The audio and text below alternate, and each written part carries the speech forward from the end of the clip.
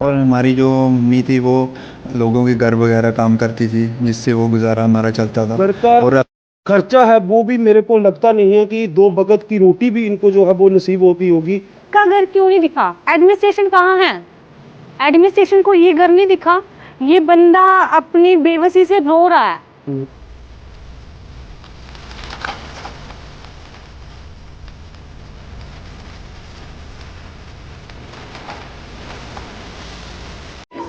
सत श्री अकाल मेरे प्यारे दर्शकों, जैसे कि आप हमेशा ही हमारे चैनल पे ऐसी जो वीडियो है जो समाज सेवा में लोग आगे बढ़कर आते हैं, उनकी वीडियो अक्सर ही हम अपने चैनल पे शेयर करते रहते हैं।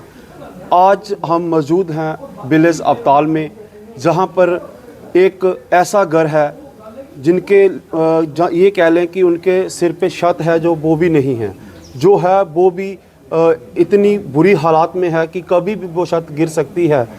और अगर हम इनके घर के हालात के बारे में बात करेंगे तो आपके भी आंखों में जो आंसू हैं वो आ जाएंगे। आज से कुछ दिन पहले जो इनके घर की जो गृहिणी थी उनकी डेथ हो गई, जिनकी वजह से इनके घर का जो गुज़र बसर था वो चलता था, इनके दाल फुल्का जो चलता था। क्योंकि जो उनके पतिदेव हैं वो ना तो दिहाड़ी कर सकते हैं, और जो छोटा मोटा काम अगर कोई करते भी हैं तो उसकी इतनी कमाई नहीं है कि वो अपने घर का गुजारा कर सकें। उनके दो बेटे भी हैं। बाकी का जो अंदर का जो हाल है वो हम आपको दिखाएंगे।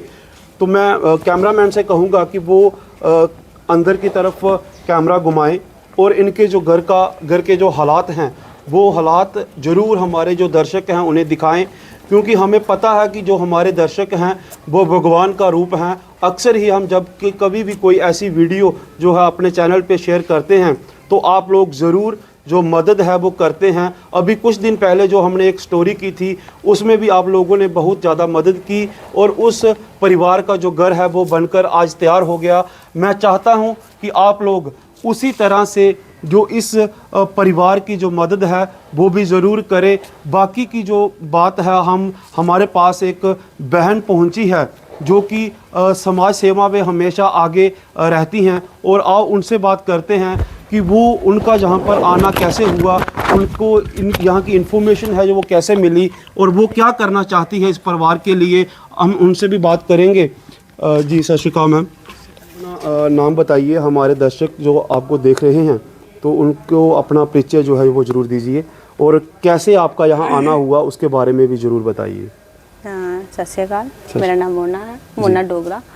मैं जम्मू से हूँ और मैं एक्चुअल में इनकी डेथ पे आई थी जी। जब इनके 10 दिन हुए थे।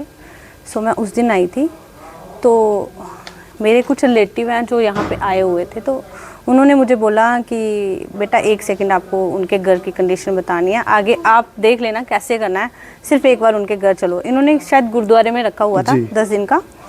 तो भैया जब मैं यहाँ पे आई तो सीरियसली कह रही हूँ मैं कि मेरे रोंगटे खड़े हो गए थे। मतलब कि कहते हैं ना कि एक औरत ही घर को स्वर्ग बनाती है, तो जब औरत ही गुजर जाए तो स्वर्ग तो वहीं रह गया ना। ये उनके हस्बैंड हैं, जब इनको याद आती है उनके बारे में रोते हैं। और आप घर के हालात देखोगे, वो बंदी लोगों के घर काम करके अपने घर का गुजारा करती थी। शायद सब, मुझे लगता है इस गांव में जितने भी घर हैं शायद हाई लेवल है। मैं आपको यहाँ पे रोकना चाहूँगा, जैसे कि हमारे दर्शक जो देख रहे हैं कि एक पत्नी के जाने का दुख क्या होता है वो इनसे बेहतर कोई नहीं जान सकता। और उनके सच कहो तो हमारे मुंह से भी कोई लफ्ज़ नहीं निकल रहा है, क्योंकि इनके घर के हालात इतने ज़्यादा ख़राब हैं कि ये छत जो आपको दिख रही है इस पे लंटर ज़रूर है, लेकिन ये कभी भी गिर सकती है। जो दीवारें हैं वो दरारें खा चुकी हैं, और इनके जो घर का खर्चा है वो भी मेरे को लगता नहीं है कि 2 वक्त की रोटी भी इनको जो है वो नसीब होती होगी। मैं माफ़ी चाहूँगा, मैंने आपको बीच में रोका, लेकिन मुझसे रहा नहीं गया इनको रोते हुए देखकर। अरे भैया आपने अभी देखा, मैं उस दिन देख रही थी। आप बच्चों को देखोगे, ये भी कुछ स्टेबल नहीं है। इनकी एक टांग जो है वो छोटी है, तो सही से चल भी नहीं पाते हैं, हाथ भी इनके काम नहीं करते हैं। दूसरा छोटा बेटा भी स्टेबल नहीं है, वो भी इनकी तरह ही सीधा है। और एक ही बेटा इनका बड़ा जो कर सकता है सब कुछ। जी। तो वो मैंने जब सुना कि वो दिहाड़ियाँ लगा रहा है, आज की जनरेशन में आप देखोगे कि कोई भी बच्चा, हर कोई ये चाहता है कि मजबूरी- हम ऐशो आराम की जिंदगी जिए। हर माँ बाप यही चाहता है कि हम अपने बच्चों को भी अच्छी जो जिंदगी है दें, वो अच्छी दे सके, अच्छा पढ़ाएं। हर किस्म की बट जो वो बच्चा बचपन में ही मैच्योर हो गया, उस पर जिम्मेवारियां बढ़ गई। जब उसको माँ का झटका लगा तो वो तो रह ही गया कि अब तो मेरा घर कैसे चलेगा। उसने दिहाड़ियाँ स्टार्ट कर दी भैया। जब मैं उस दिन आई, कहते हैं कि संस्कार के लिए भी इनके पास पैसे नहीं थे, जो मोहल्ले वाले जो रिलेटिव हैं उन्होंने ही शायद इनका किया है। तो मैं एक चीज़ कहना चाहती हूँ आपके चैनल के माध्यम से कि कहते हैं कि बॉर्डर पे जो लोग हैं उनके लिए बड़ी सारी फैसिलिटीज आ जाती हैं, तो एडमिनिस्ट्रेशन कहाँ है? एडमिनिस्ट्रेशन को ये घर नहीं दिखा। ये बंदा अपनी बेबसी से रो रहा है, जो घर पे काम करती थी उसकी डेथ हो चुकी है, तो ये क्या करेंगे? क्या कटोरा लेके मांगेंगे? तो मैं यहाँ पे ये कहना चाहूँगा कि आज जो हमारे मंत्री हैं, चाहे सरपंच हैं, चाहे पंच हैं, चाहे कोई मेरी बात से नाराज़ हो तो बेशक हो जाए, लेकिन जो काम करने लायक हैं वो हमें करने चाहिए। हमें देश की सुरक्षा भी ज़रूरी है, लेकिन पहले देश से सुरक्षा से पहले जो देश में रह रहे हैं उनका ख्याल रखना भी हमारा फ़र्ज़ बनता है।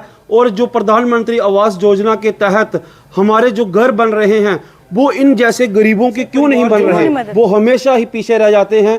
तो प्रशासन को इसके बारे में ज़रूर सोचना चाहिए। हम ये नहीं कहना चाहते कि प्रशासन कोई मदद नहीं करना चाहता, लेकिन जो आगे करते धरते हैं, जो सरकार को जो दिखाते हैं, उनका जो फ़र्ज़ बनता है कि ऐसे घर जो है, ऐसे परिवार जो हैं, उनकी जो मदद है वो ज़रूर की जाए। और आपसे मैं ये कहना चाहूँगा कि आप अभी किस तरह की इनकी जो मदद है वो करना चाहेंगे या कर सकते हैं, वो हमारे दर्शकों को जरूर बताइए। हाँ बिल्कुल, मैं मेरी एक संस्था है जिसका नाम टीम सहारा बनो है जी। और हमारे साथ काफ़ी सारी संस्थाएं चलती हैं, जैसे आपको पता होगा सुखदेव सर जी, कठुआ से, हाँ बिल्कुल, और काफ़ी सारे हैं, चिंकल थापा है, रितिका, बड़े सारे हैं। उनसे मैंने बात करूंगी जाके वो क्या रिस्पांस देते हैं, बट मेरे से जितना होगा मैं इनका मकान बना के दूंगी भैया।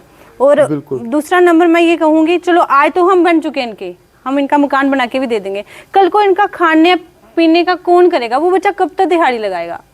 12th की हुई है उस बच्चे ने, बट आपको पता है नौकरियां खत्म है। गवर्नमेंट ने क्या किया है? गरीबी जो मिडिल क्लास वाला वो बोल ही नहीं सकता है, हाई लेवल के भी बोल लेंगे, लो वाले हाई लेवल वालों को दबा लिया जाता है, तो मिडिल क्लास वाला कैसे बोलेगा? तो मैं आपके चैनल के माध्यम से यही कहूँगी सिविल सोसाइटी से कि बढ़ चढ़ के आए, इस परिवार की हेल्प करें, और जितनी हो सके इन बच्चों को इनके पिता को देखिए, इनकी हेल्प होनी चाहिए। और हमसे जो बनेगी, मैं जम्मू से आई हूँ यहाँ पे, तो मुझे लगता है यहाँ भी काफी सारे लोग हैं जो सामने आएंगे। मैं दर्शकों को ये बता दूं कि मैं भी इसी गांव के रहने वाला हूँ। हम गांव वालों से भी जितनी मदद हो सके कि हम अपने लेवल पे इनकी जो मदद है वो जितनी कर सकेंगे वो जरूर करेंगे। अक्सर ही आप देखते हैं कि हम आप ही की वजह से, आप ही की बदौलत आज दिन तक जितनी भी स्टोरियां की हैं, आपकी वजह से उनके जो घर हैं, वो चाहे वो घर हो, चाहे वो कोई बीमार हो, चाहे किसी का ऑपरेशन होना हो, जितनी भी हम मदद कर सकते हैं आपके ज़रिए वो ज़रूर करते हैं। और इस बार भी मैं इस बहन से कहना चाहूँगा, और सल्यूट है ऐसी मेरी बहन को जिन्होंने जम्मू से आकर के यहाँ पे ज़रूरी समझा कि इस परिवार की जो मदद है वो की जाए, और वो कर भी रहे हैं। और उनका जो कहना है कि हम अपने और भी जो साथी हैं, जो इनके टीम मेंबर्स हैं, उनसे भी कहकर इस परिवार की जो मदद है वो ज़रूर करवाएंगे। और मैं एक बार मैं कैमरामैन से कहूँगा कि वो जो अंदर इनके बेटे हैं उनसे भी जो, आपका नाम क्या है? मेरा नाम अमित है। अमित, तो अभी आप किस तरह से अपने घर का जो गुजारा है वो चला रहे हैं, उसके बारे में थोड़ा हमें ज़रूर बताइए। जी, पहले मैं पढ़ता था तो पढ़ने के टाइम में भी बहुत मुश्किल आती थी, तो पढ़ाई वगैरह छोड़नी पड़ी। कितनी तक पढ़े हैं आप?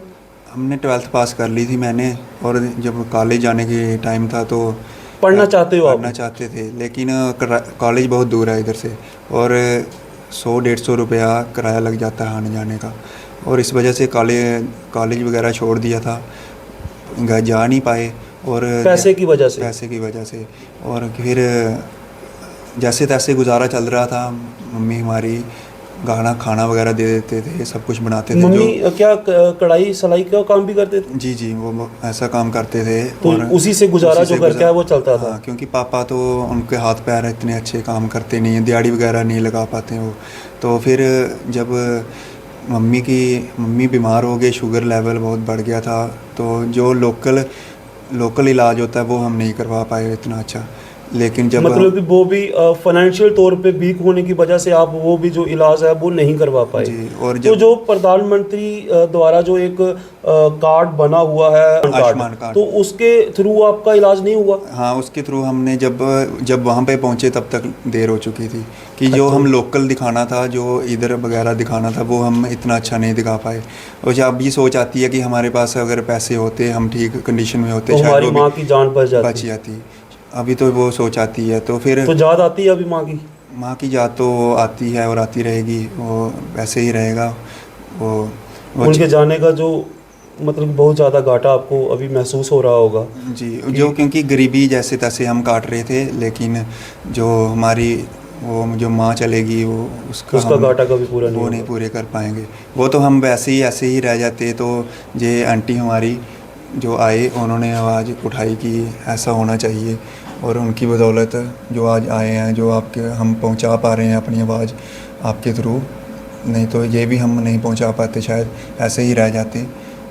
और तो दर्शकों, जैसे कि आपने इस बच्चे की जो आवाज़ आपने सुनी, कितनी दर्द भरी आवाज़ में ये बच्चा बात कर रहा है, तो मैं क्या कहूँ, मेरे से कुछ लफ्ज़ मुंह से निकल नहीं पा रहा है। ये बच्चे इतने उदास, इनकी मजबूरी क्या है, ये कैसे अपना घर का गुजारा चला रहे हैं, मेरे पास कोई लफ्ज़ नहीं है मैं जिनसे ये बयान कर सकूं।